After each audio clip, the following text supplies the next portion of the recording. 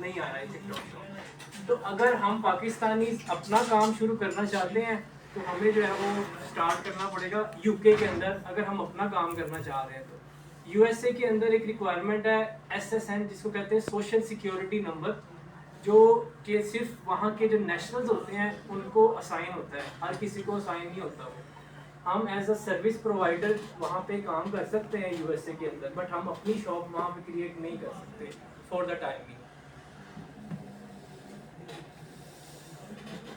अच्छा, हम ओवरव्यू पे चलते हैं टिकटॉक शॉप के। तो ये देखिए हमारे पास जो उसकी यूज़र बेस है वर्ल्ड वाइड, वो 1.8 बिलियन यूज़र्स है वर्ल्ड वाइड, इतना इसका यूज़र है। और इसका जो 50% है, 50% यूज़र जो है वो यूएसए और यूके के अंदर है। यानी कि अगर हम कैलकुलेट करें तो कुछ 9 बिलियन जो है ना वो हमें यूएसए और यूके की ऑडियंस से मिलता है, यानी 50% उनका है। इसके अलावा जो टिकटॉक शॉप है वो न्यूली और डिमांडेबल है इस टाइम आपको पता है कि हर कोई टिकटॉक के ऊपर जो है वो ज़्यादा टाइम स्पेंड करता है एज़ कम्पेयर टू फेसबुक और दूसरी जो है ना वो एंटरटेनमेंट जैसी एप्स के ऊपर। In app showing experience with browsing, viewing and add to cart, business catalog for showcasing product tags and links. चाहे हम करना चाहें, चाहे हम एज एन इन्फ्लुएंसर बन के काम करना चाहें टिकटॉक शॉप के अंदर, हम इससे भी अर्निंग कर सकते हैं। अगर हमें खुद किसी चीज़ को सेल करना है, हम किसी भी हम यहाँ टिकटॉक शॉप के साथ अपना अकाउंट बना के और उसके दूसरे जो सेलर्स होते हैं, हम जैसे इन्फ्लुएंसर्स को हायर करते हैं। इसके अंदर मैं अभी आगे चल के आपको वो भी बताऊंगा किस तरह से हम इन्फ्लुएंसर्स को हायर करते हैं। तो हम खुद भी as an influencer TikTok shop के ऊपर काम कर सकते हैं। ये भी एक इनकम स्ट्रीम है टिकटॉक शॉप की तरफ। अब आप इस ग्राफ के अंदर देख सकते हैं कि इसकी जो यूजर्स है ना वर्ल्ड वाइड, वो कितनी ग्रेजुअली इंक्रीज हुए हैं 2018 के बाद। आप आहिस्ता आहिस्ता देखेंगे इसको कि 2020 में इसको 21, 22 में 2020 के बाद इसको जो है ना बूम ज़्यादा मिला, बिकॉज कोविड के बाद जो हर चीज़ आपको पता है कि ऑनलाइन सेलिंग की डिमांड बहुत ज़्यादा इंक्रीज हुई है, जिसकी वजह से टिकटॉक शॉप के ऊपर भी ना वो बहुत अच्छा बूम आया। टिकटॉक का रेवेन्यू जो है वो आप देखें इस तरह से हमें मिलता है कि 2017 से 2023 के स्टैट्स हैं ये सारे। वही मैंने आपको पिछले में बताया कि 2020 के बाद टिकटॉक के पास इतनी ज़्यादा ऑडियंस आनी शुरू होगी कि उसने कहा कि मैं अपनी ही एक शॉप लॉन्च करूं, जैसे अमेज़ोन है उसकी कंपैटिबल में ऐसी शॉप हो जिसमें इन्फ्लुएंसर्स आएँ और अपनी हमारी जो सेलर्स बैठे हुए हैं उनकी प्रोडक्ट्स को सेलिंग करें। Understanding the potential of TikTok Shop as a marketing platform. Collaboration with influencers, engaging and creative content with filters, effects and soundtracks. TikTok ads for targeting the right audience. अच्छा, जब TikTok Shop हम open करते हैं, सबसे पहले हमें वो content जो इंगेजिंग लगता है, ऑब्वियसली हम उस पर थोड़ी देर रुकते हैं कि ये वीडियो हमें जो है ना वो अच्छी लग रही है, हमारी जो है ना वो एक तबीयत के मुताबिक अच्छी है कि वीडियो अच्छी चल रही है, कोई इन्फ्लुएंसर है जैसे कोई प्रोडक्ट को सेल कर रहा है तो हम उसको देख रहे होते हैं, तो हम अपना टाइम उसके ऊपर स्पेंड करते हैं। इसी तरह से ही जो बाहर जो यूके और यूएस की जो ऑडियंस है वो भी इसी तरह से, जब कोई वीडियो अच्छी हो, कोई प्रोडक्ट अच्छी हो, जिस तरह से उसकी वीडियोस, आजकल आपको पता है यूजीसी कंटेंट जो है ना उससे हमें कन्वर्जन्स आती हैं। पहले होता था कि हमें पिक्चर्स के ऊपर से कन्वर्जन्स मिल जाती थी, लेकिन अब हमें प्रॉपर एक यूजीसी कंटेंट बनाना पड़ता है। यूजीसी कंटेंट होता है यूजर जनरेटेड कंटेंट। वो भी जो है ना वो जिस तरह से इन्फ्लुएंसर होते हैं वो वीडियोस बनाते हैं अपनी, तो हम उसको भी अपनी एडवर्टीजमेंट्स के अंदर, कंपेन्स के अंदर लॉन्च कर सकते हैं। अगर हमें वो पर्टिकुलर इन्फ्लुएंसर अलाउ करता है कि ठीक है आप मेरी वीडियो को आप ऐड चलाओ उसके और आप उससे कन्वर्जन लो, तो उसको इन्फ्लुएंसर को टिकटॉक शॉप का कोई इशू नहीं है कि आप इस तरह से भी काम कर सकते हैं। ठीक है, जो टिकटॉक शॉप के यूजर्स हैं, टिकटॉक के यूजर्स हैं, वो बेसिकली ये इस डेमोग्राफिक्स के अंदर फॉल करते हैं। 18 से जो 24 की है ऑडियंस, वो 386.6 मिलियन यूजर्स हैं उसके, और जो 55 से एंड अबव है उसकी कितने हैं, ये सारा ग्राफ में आप देख सकते हैं। लेकिन सबसे ज़्यादा जो यूज़र है ना इसका, वो 18 से 24 वाली ऑडियंस है, जो कि बिल्कुल यंग एज होता है, और उसके बाद 25 से 34 की एज। तो ये जो दो एज फैक्टर है ना, जब भी हमने टारगेट करना है ना प्रोडक्ट्स को, हमने इन दो फैक्टर्स को नोटिस करके फिर प्रोडक्ट को हमने टारगेट करना है। ऑब्वियसली जो 18 से 34 के बीच में ऑडियंस हमारी आएगी, वो ऑब्वियसली वो ऐसी प्रोडक्ट्स ही पसंद करेंगी जो वाव फैक्टर वाली होंगी। वो कोई अपनी लॉन्ग टर्म वाली प्रोडक्ट्स को इतना नहीं लाइक करेंगे। जैसे कोई मेकअप हो जाता है, कोई इन्फ्लुएंसर आके मेकअप के बारे में बड़ा अच्छा सा शोकेस करती है, दिखाती है, तो ऑब्वियसली वो इम्पल्स बाइंग ऐसी होती है कि वो कहते हैं कि बस हम भी बाय कर रहे हैं इसको जल्दी से। Why it's important to start TikTok shop right now?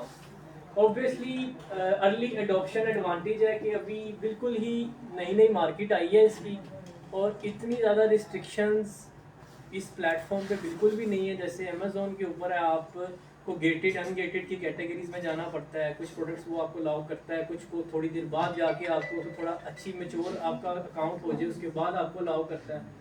TikTok shop पे सिर्फ प्रोहिबिटेड प्रोडक्ट्स होती हैं, जो कि आप जैसे कोई हैजर्डस आइटम्स होती है, डेंजरस आइटम्स होती हैं, जो कि एक वैसे ही हर किसी मार्केट प्लेस की पॉलिसी होती है कि आप प्रोहिबिटेड प्रोडक्ट्स ना सेल करें। जस्ट फॉर द टाइमिंग उसने इसको बैन किया, लेकिन इसके अलावा आप हर प्रोडक्ट को लिस्ट कर सकते हैं यहाँ पे। Rising popularity end user engagement. User engagement बहुत ज़्यादा है वर्ल्ड वाइड टिकटॉक का, और इसकी पॉपुलैरिटी बहुत ज़्यादा है इस टाइम। और जो कोविड-19 के बाद कन्वर्जन्स हैं, उसके अंदर सबसे ज़्यादा कन्वर्जन जो एक बूम मिला है सबसे ज़्यादा, वो टिकटॉक शॉप को मिला है। इतनी ज़्यादा कन्वर्जन्स इसको मिली हैं उतनी और किसी मार्केट प्लेस को नहीं मिली। इसी वजह से ये वर्ल्ड की सेकंड मार्केट प्लेस है। फर्स्ट पे अमेज़ोन है, सेकंड पे टिकटॉक शॉप आ रही है इस टाइम। इतना अच्छा कंपेटेबल इसका कंपेटिटर चल रहा है अमेज़ोन के साथ। Enhanced brand awareness. आप इसके ग्राफ के अंदर देख सकते हैं कि टिकटॉक के जो बायर्स हैं उनका जो ट्रेंड है वो कितनी ड्रास्टिकली इंक्रीज हो रहा है 2020 में, 2021 में, 22 में। तो ये आपको ये सारे स्टैट्स जो है ना वो ऑथेंटिक जगह से हमने इसको कैप्चर किया है ताकि आपको ना एग्जैक्ट इन्फॉर्मेशन मिले। अच्छा, फिर सबसे पहले सबसे ज़रूरी क्वेश्चन आता है कि जी बजट क्या होना चाहिए टिकटॉक शॉप को स्टार्ट करने के लिए, हमारा पास एस्टिमेटेड बजट कितना हो। सबसे पहले तो एक हमारा जो बेसिक बजट आता है वो आता है कंपनी फॉर्मेशन के अंदर।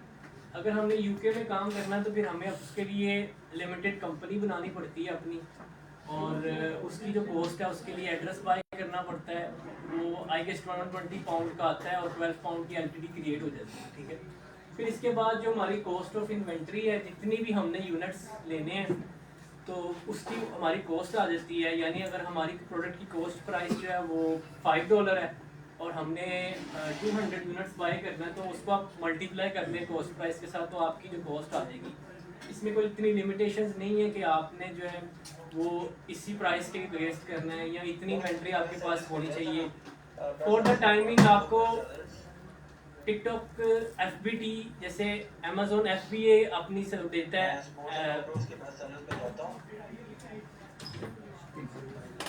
जैसे FBA होता है ना, फुलफिलमेंट बाय अमेजोन, अभी तक टिकटॉक शॉप की अपनी कोई उसकी ऐसी सर्विस नहीं है। इसीलिए हमें जो है ना अपनी प्रोडक्ट्स को 3PL के अंदर रखना पड़ता है, प्रेप सेंटर्स के अंदर रखना पड़ता है। और ये 3PL चार्जेस हैं वो हमें बियर करने पड़ते हैं जब तक कि टिकटॉक अपने वेयर हाउसेज नहीं क्रिएट कर लेता और अपनी ज़्यादा से ज़्यादा वो वेयर हाउसेज इंक्रीज़ करेगा, तो ऑब्वियसली हमें फिर उसके वेयर हाउस में प्रोडक्ट्स को रखना पड़ेगा। अच्छा, अब बिजनेस मॉडल्स की बात की जाए टिकटॉक शॉप के अंदर, तो बेसिकली जैसे अमेजोन में जो मॉडल्स हैं वही टिकटॉक शॉप में मॉडल्स हैं। प्राइवेट लेबल है, वाइट लेबल है, होलसेल है, कमीशन बेस है। अच्छा, वाइट लेबल जो है ना वो बहुत सारे लोगों को ना वाइट लेबल की डेफिनेशन का नहीं पता वो होती क्या है। वाइट लेबल होता है हम कोई भी जो एक बहुत छोटा ब्रांड होता है ना, जैसे एक हम लेवाइस का है ना वो बड़े ब्रांड है, जैसे सिंपल है, जैसे सेरावी ब्रांड है, वो बहुत बड़े बड़े ब्रांड्स हैं। वाइट लेबल होता है हमने यहाँ छोटा ब्रांड या अनब्रांडेड प्रोडक्ट्स जो होती है ना, जेनेरिक प्रोडक्ट्स होती हैं जिनके ऊपर कोई ब्रांड लिस्टेड नहीं होता, उसको हम सेलिंग करते हैं ना उसकी, तो हम उसको कहते हैं वाइट लेबल। ये होता है वाइट लेबल, इसकी डेफिनेशन ये है। फिर उसके बाद कमीशन बेस्ड, मैंने आपको बताया कि हम खुद इन्फ्लुएंसर बन के अब प्रोडक्ट्स को सेल कर सकते हैं, और हमें टिकटॉक जब हमारी किसी सेल के ऊपर हमें कोई ऑर्डर आता है तो टिकटॉक हमें फिर उसकी कमीशन देता है।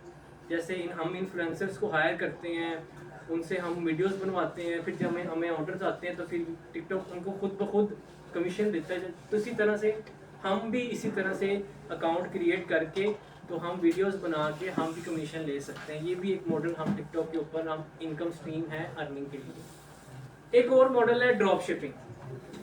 अब ड्रॉप शिपिंग जो है वो कोई सस्टेनेबल मॉडल नहीं है, वो कोई भी रेकमेंड नहीं करता करने को, क्योंकि उस पर आपका अकाउंट हमेशा से रिस्क के ऊपर होता है।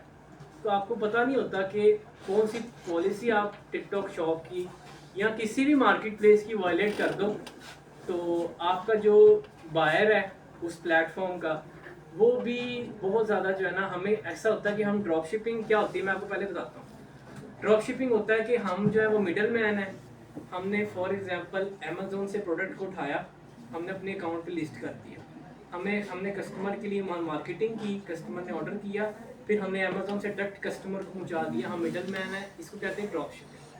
तो ड्रॉप शिपिंग के अंदर ऐसा होता है कि अब प्रोडक्ट हमारे पास अपना होता नहीं है, या ना 3PL में होगा, तो जो भी हमारा सप्लायर होगा, अमेज़ोन हो सकता है या कोई लोकल सप्लायर हो सकता है, पता नहीं है वो प्रोडक्ट को सेम भिजवाता है या नहीं भिजवाता। सो इस वजह से ना कभी ऐसा होता है कि कोई ना कोई ग्लिच आ जाता है, कोई इशू आ जाता है, जिसकी वजह से ड्रॉप शिपिंग कोई भी अलाउ नहीं करता। But in for the time being आप टिकटॉक शॉप पे ड्रॉप शिपिंग भी कर सकते हैं अगर आपके पास सप्लायर अच्छा है। तो अगर सप्लायर अच्छा है आपके पास तो आप ड्रॉप शिपिंग करो। आप सिर्फ £500 से या $500 से ड्रॉप शिपिंग स्टार्ट कर सकते हो अपना अकाउंट बना के। और मैंने सिर्फ टू वीक्स पहले ही अपना एक नया अकाउंट बनाया टिकटॉक शॉप का यूके के अंदर, और अल्हम्दुलिल्लाह मुझे अभी तक कोई 40 तकरीबन सेल्स जो है ना उसके पास कोई सेल्स आ गई हैं अल्हम्दुलिल्लाह। तो ये जो मॉडल्स है ना ये हम टिकटॉक शॉप के ऊपर अभी जो है ना वो कर सकते हैं काम।